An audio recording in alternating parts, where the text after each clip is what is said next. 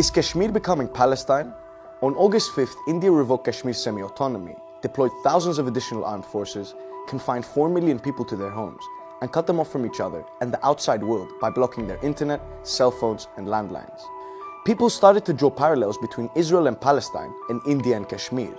But are the two that similar?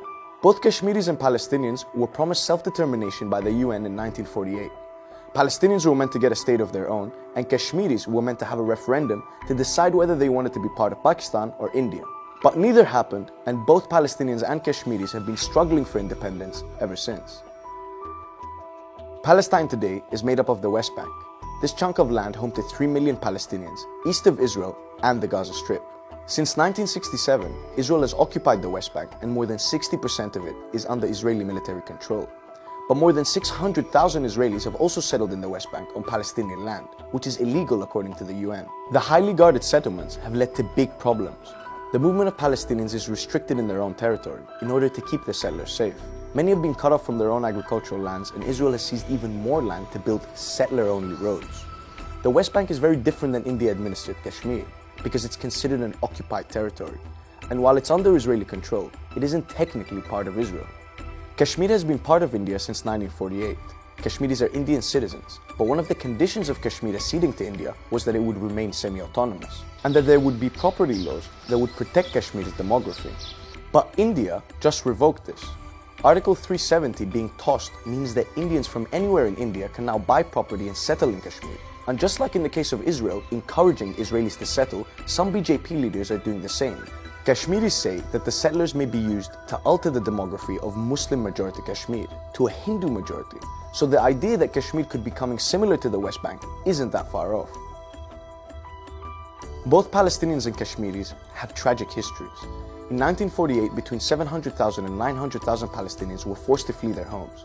Today, 1 in 3 refugees in the world are Palestinians. India and Pakistan have fought 3 wars over Kashmir, and they left 70,000 people dead. While there's a military occupation in the West Bank, India-administered Kashmir has 700,000, yes, 700,000 armed forces stationed in this valley, and it's considered the most militarized place in the world. Both populations have to endure the daily burden of military checkpoints. And while Palestinians face extreme restrictions to their movement, the Indian government regularly places Kashmir under curfew and blocks the internet. Both the Israeli army and Indian armed forces are notorious for using excessive force to crush any type of dissent. Israel is known for its nighttime raids and arrests, and has even been known to detain children, mostly for throwing stones. Under the administrative detention law, it can hold people based on secret evidence without trial. Kashmiris are subjected to a similar law which allows detention without trial. It's called the Public Safety Act. More than 8,000 Kashmiris have disappeared since 1989, and there are allegations of rape and torture by Indian army soldiers. Most recently, they've used pellet guns to control crowds. More than 1,000 people have been blinded, and tens of thousands have been injured. Repressive tactics are not all that India and Israel share.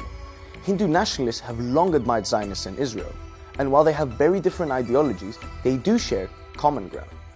They both believe in an ethno-religious link to an ancient past, which they believe gives them claim to land and supremacy over other ethnic groups. For Zionists, it's their claim to Israel, the birthplace of Judaism and home to Jewish holy sites. And for Hindu nationalists, it's to purify India by containing Muslim influence. Kashmir, the only Muslim-majority state in India, is at the heart of a nationalist vision for a Hindu India. And this mutual admiration shows. Israel's Prime Minister, Benjamin Netanyahu, and India's Prime Minister, Narendra Modi, have a bromance. And they are partners in defense. Israel is supplying India with the latest military technology, weaponry, and even training. So while the struggles of Palestinians and Kashmiris are fundamentally very different, when people say India's decision to revoke Article 370 was straight out of an Israeli playbook, they may not be wrong.